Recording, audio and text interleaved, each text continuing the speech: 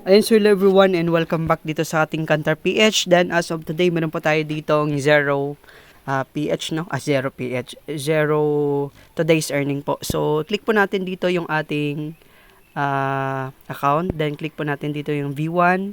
Next dito is isagutan po natin dito yung survey. Ano yung any idea or suggestion mo dito sa farm market natin, no? Request.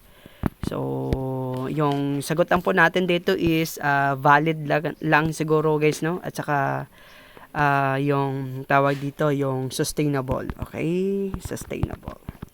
Ganun lang. Next, how do you think the safety agriculture products? Very important.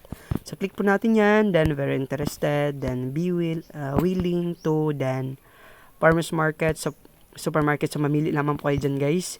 Then, okay, have no effect. For example dyan, depende din sa inyo guys kung ano yung sagot nyo dyan. So, basta sagutan nyo lang po yung naaayon sa akmang sagot. Then after that, submit. Pag once na nag-submit po tayo, ayan, may success na po dyan. Next, dito na part is completed na po yung ating account. Then after that, i-share po natin to sa ating member, o yung ating group natin. Sa group po natin dito sa ating Kantar PH. So, click nyo po yan. Next, i-click po natin dito yung Kantar. Next, i-click po natin dito yung gallery natin. I-share po natin dito yung ating na screenshot. So, I've done for today.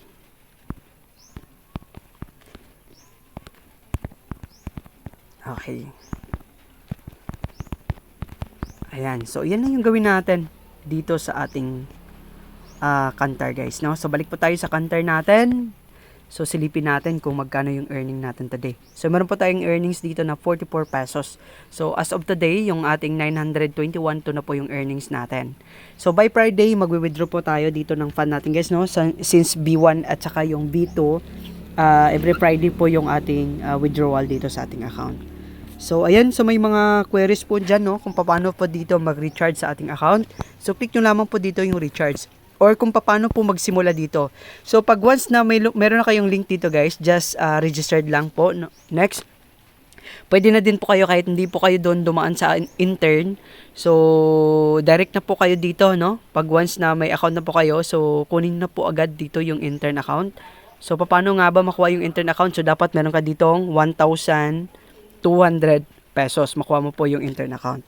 So, dito, just click the recharge button. So, dito na part.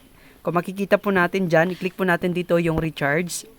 Then, i-click po natin dito yung 1 to. So, dito na sa 1 to guys, no? So, click po natin dito yung recharge channel natin. So, sa recharge channel natin, piliin po natin dito is yung Kantar P letter H.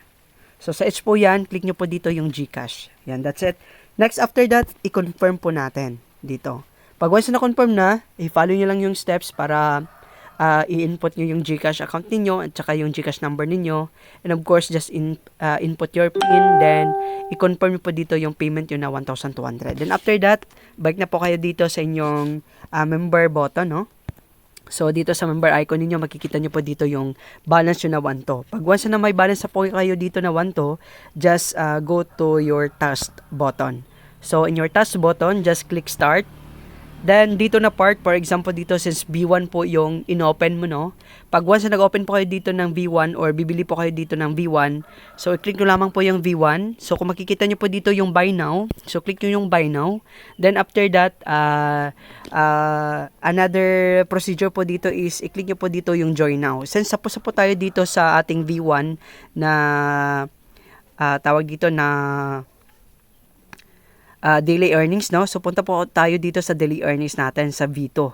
So, para mapakita ko sa inyo kung ano yung process niya, kung paano tayo kukuha ng ating daily earnings dito sa ating tawag dito sa Kantar PH natin. So, yung daily tasking po natin dito guys, no, is 40 pesos. Yun na yung 1 to po. 40 pesos po yun siya daily. So, just click our join now. Kasi kapag kung B1 kayo, meron dyang join now sa baba, no? Yung your identity dito is B1 pa lang po tayo. So, pag B1 tayo guys, meron dyang join now. So, click nyo po dito yung join now. So, lalabas po dito yung 1,200. Next, dahil may balance na po kayo dito na 1 to, just click your payments. Pag once na na-click po natin yung payments na yan guys, automatic po yan na meron na po kayo ditong daily task. Then after that, ang pindutin nyo lang po dito sa daily task daily is maliban dito sa Sunday, wala na po kayong gagawin sa Sunday kasi holiday po yung Sunday natin. So rest day po natin yan as the Kantar member. So ang gawin po natin dito by Monday to Saturday, just click po natin yung daily. Next, yun na po yung gagawin natin sa tasking, yung ginawa ko kanina. Okay, for example, dito may account ako kayo dito guys. So, andyan po yung link natin sa description box. I-message po ako dito sa Facebook natin kasi para welcome po kayo ng ating CS consultant po, yung ating hiring manager. So, yan lamang yung update dito guys, no? Yung process niya kung paano nga ba dito mag-join sa Kantar. Then, hopefully guys na magiging member ko kayo dito sa Kantar PH po natin. Then kung may mga further question ka regarding dito sa ating investment, just PM me po para masend ko po dito sa inyo yung link po natin, no, ng Kantar. Since ang Kantar po ay hindi po pwedeng basta-basta na ipapublish dito yung link natin, yung official link natin.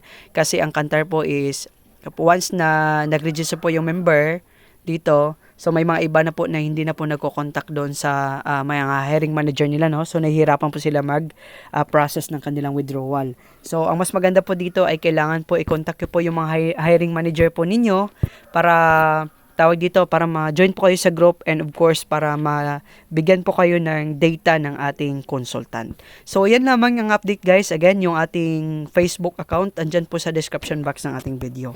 And by the way guys, yung Facebook po natin, ito po yung pangalan sa Facebook natin guys, Ryan Castro. So nakasuot po yan ng fight na hoodie jacket. Next, ang nasa likod po yan ay bridge na construction po. So yan po yun guys. Then again, wag po kayong mahiya magtanong pag once na may mga question pa kayo regarding dito. So yan lamang and happy earnings everyone.